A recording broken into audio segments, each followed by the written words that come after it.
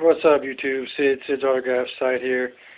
Going through some boxes of stuff, and decided to pull out a bunch of stuff that some of it I have shown you guys, and some of it I have not. And also a lot of the new comic book people that are subscribing to my site, they haven't seen any of this stuff.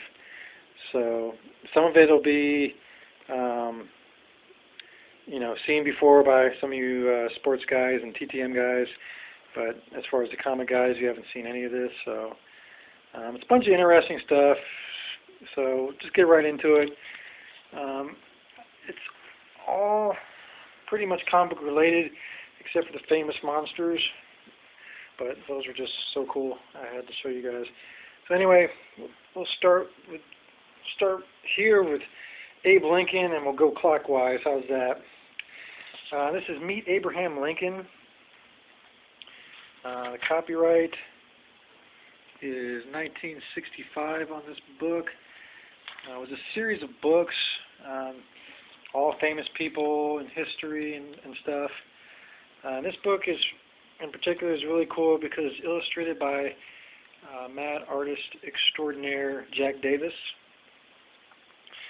Jack Davis illustrated lots of different things, like stuff for Time magazine, and he was hired by a lot of different companies to do advertising work, graphic design, and stuff like that. So he's not just known for Mad magazine. His art spans a lot of other things. Always been a big fan of Jack Davis and Mad magazine in general. So it's kind of a cool book, Meet Abraham Lincoln.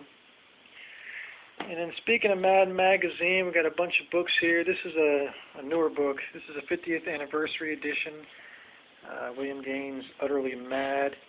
It's an ex-library book copy that I picked up here. It is a first printing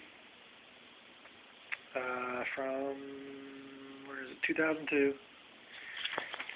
It reprints a lot of the more famous strips in Mad magazine.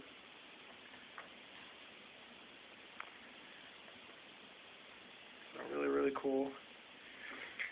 I only have 2 Mad magazines nowadays that I know of, but I can't find them, so I may not have them actually.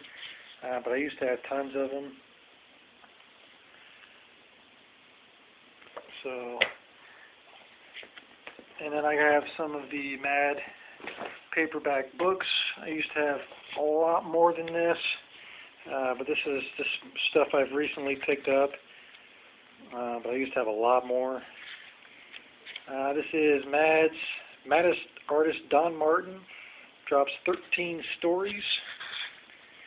Not in the greatest of shape. Page coming out there. But this is 5th printing, 1976. So really cool. Also, just before I get any further into anything, if anybody's interested in trading for any of this stuff, just let me know. More than likely I'll trade it. I'm not really attached to much of anything that is here. Some things I are and some things I'm not. But like if any of you guys are putting together a Mad paperback book collection and you don't have any of these, or you need 1 or 2, let me know. I definitely trade these for some actual Mad magazines themselves. So stuff like that. If you're interested in the graphic novels I'm going to show you, hit me up. So shoot me a PM. There's that one. Then we have the Explosive Mad, and this is copyright first printing 1982. That's pretty cool. Al Jaffe shoots his mouth off. Al Jaffe or Sergio Aragonés, I'm not sure if I said his name correctly. They're my 2 favorite mad artists. This is Al Jaffe shoots his mouth off, and this is first printing 1982. It's very cool. And we got Mad Horses Around, first printing 1981. The Mad Makeout book, first printing 1979. This is a really old one here. This is the all-new Mad Secret File on Spy versus Spy. Definitely not in the best shape though. Got some rat damage. This is by Prohius. I'm not sure how you say his name. This is a first printing, 1965. I definitely wish this was in better condition, but thankfully the damage doesn't really affect the comic strips too much. Maybe the first couple, but other than that, everything is pretty well readable. Speaking of Sergio, this is one of his books here, Madly Yours. He did a lot of the what's the word I'm looking for? This is reissued in 1977. In the corners and the margins, he did a lot of the art in the margins of the magazine. It's really cool. Mad's Al Jaffe spews out more snappy answers to stupid questions. That was a whole series of books from Mad, was the snappy answers to stupid questions. This is third printing, 1972. Very, very cool. Then we have the Ides of Mad. It's going to be a long video, guys. I apologize in advance. A bunch of stuff here to show you. This is the 15th printing. Looks like 1961. Kind of rough shape. We got the Questionable Mad, reissued 1980. And good lord, not another book of snappy answers to stupid questions by Mad's Al Jaffe. And that's copyright, first printing 1980. So, neat stack of books there, Mad Magazine. We got a photo novel. I used to have a bunch of these. This is a recent pickup. This is Buck Rogers from the TV show. Buck Rogers in the 21st Century. Copyright 1979. It's done like in a comic book type format, but with pictures. There in gray there.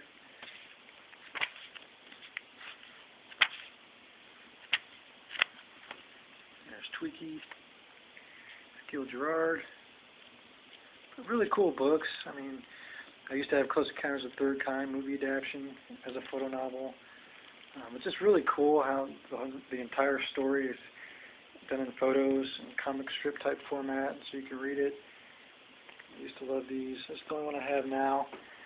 Then we have Charles Addams Homebodies, the famous creator of the Addams Family.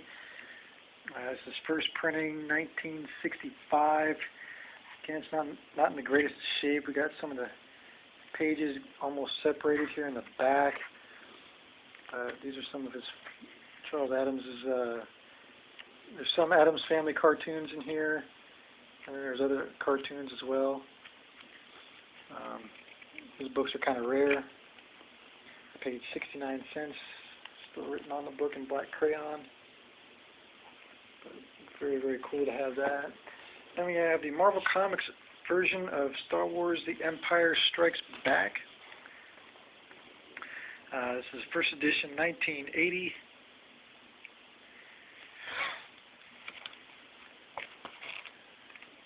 Color comic strips, adaptation of the film. Very cool. Then we have 3 Flash Gordon books. These are all reprints, black and white reprints of the comic strip, the newspaper comic strip. This is the Amazing Adventures of Flash Gordon, Volume 3, Volume 5, and then I have Flash Gordon on the Lost Continent of Mongo. And this one is copyright 1967. Volume 5 is copyright 1980. And Volume 3 is copyright 1971. It's very cool. I've always been a big Flash Gordon fan. Then we have the Archie Comics Digest, 1974, number 5. Paid 59 cents for it at the thrift store.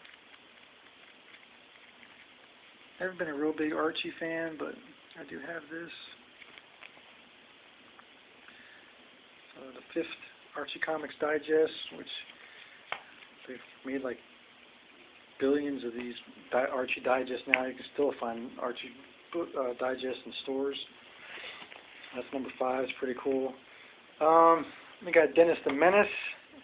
This is Pocket Full of Fun Christmas Cheer.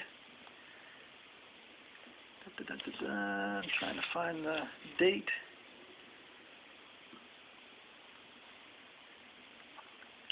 Looks like 1975. This is number 26.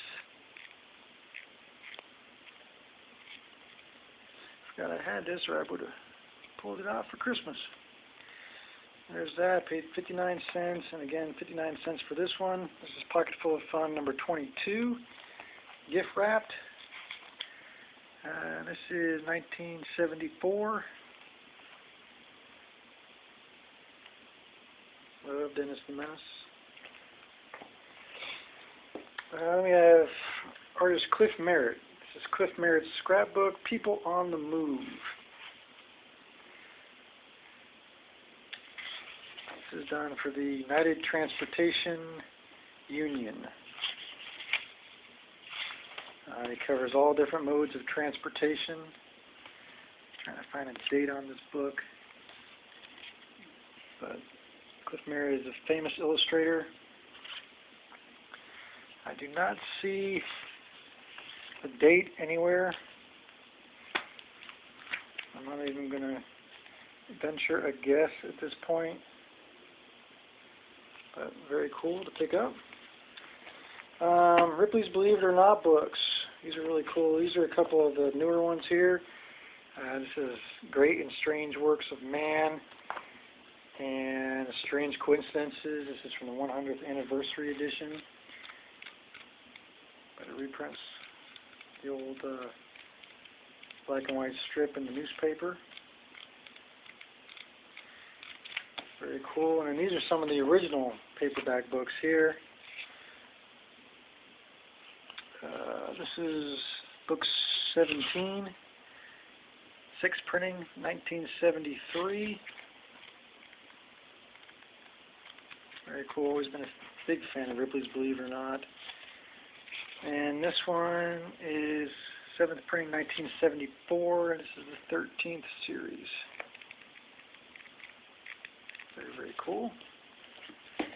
And this I picked up just like a year or two ago in Kansas. This is Ripley's Believe It or Not, Puzzles, Illusions, Games, and Brain Ticklers. I paid 50 cents for it. But none of the activities have been done. A couple of pictures have been colored. Other than that, it's almost mint. I thought that was a neat pickup.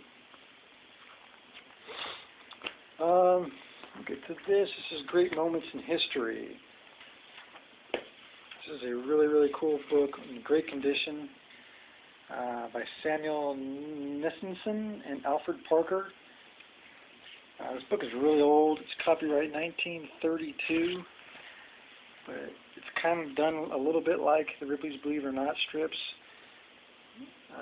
Tells a great moment in history on each page. The opening of the Suez Canal, the first transcontinental railroad, Napoleon's retreat, the Battle of Lake Erie, the inauguration of Washington, the signing of the Declaration of Independence. Just really, really cool. I love the art on these. I never heard of this before. I just happened to find it in a used bookstore in Kansas not long ago. But like I said, the condition is great. I paid $5 for it. Just a really, really neat book. There's that. Then I got this book, a used book sale, the famous How to Draw Comics the Marvel Way by Stan Lee and John Buscema. I've had this book many, many times. This one's definitely in used condition. A couple of the pictures are colored. And there are some pages missing. And I didn't know that when I bought it, but I probably still would have picked it up anyway. Just because it's cool to have, and I didn't have a copy. But yeah, pages are missing, so that kind of pissed me off. But it's mostly complete, and it's fun to look at.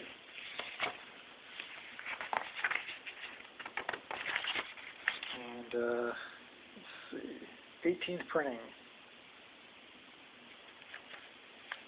So it's kind of neat. Then we have a couple graphic novels here.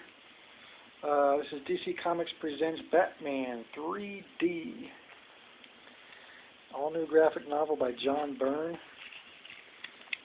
Glasses are still intact in the book. So I haven't read this.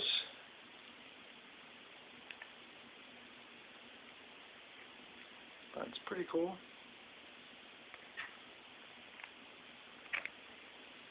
And then we have Marvel graphic novel The Shadow by Denny O'Neil and Michael W. Kaluta. Big fan of Michael W. Kaluta's art. This is copyright 1988. And that Batman in 3D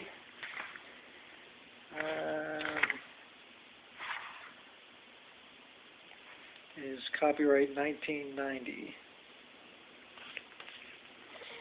So anyway, back to The Shadow. Big fan of The Shadow. I used to listen to the radio show on cassette. Obviously, I'm not that old enough to listen to it on the radio when there was no TV. But I did buy it on cassette and listen to it on cassette and loved it. Also on record. I have some record albums of The Shadow radio shows. But anyway, I love The Shadow. Love Michael Kaluta's art. Huge fan. I do have a Michael Kaluta signature, thanks to one of my buddies here on the tube. But this is very cool.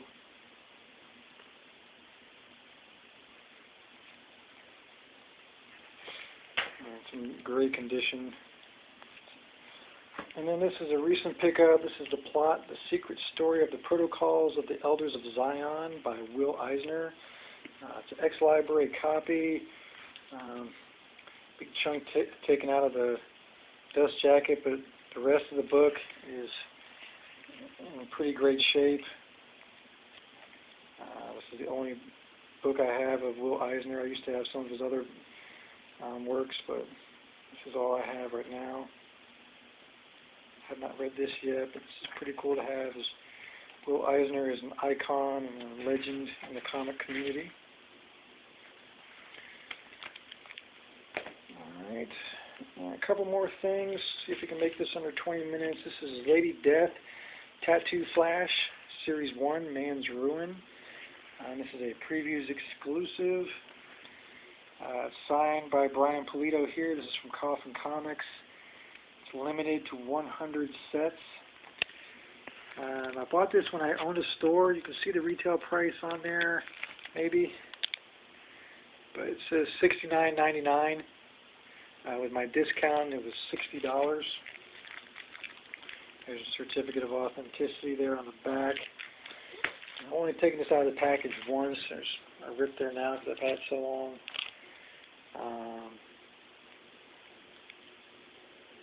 But did tattoos for a while. I'm still a fan of tattoos and tattoo art, which is why I picked this up. So this is very cool to have. Big fan of Chaos Comics, Lady Death, Evil Ernie in particular.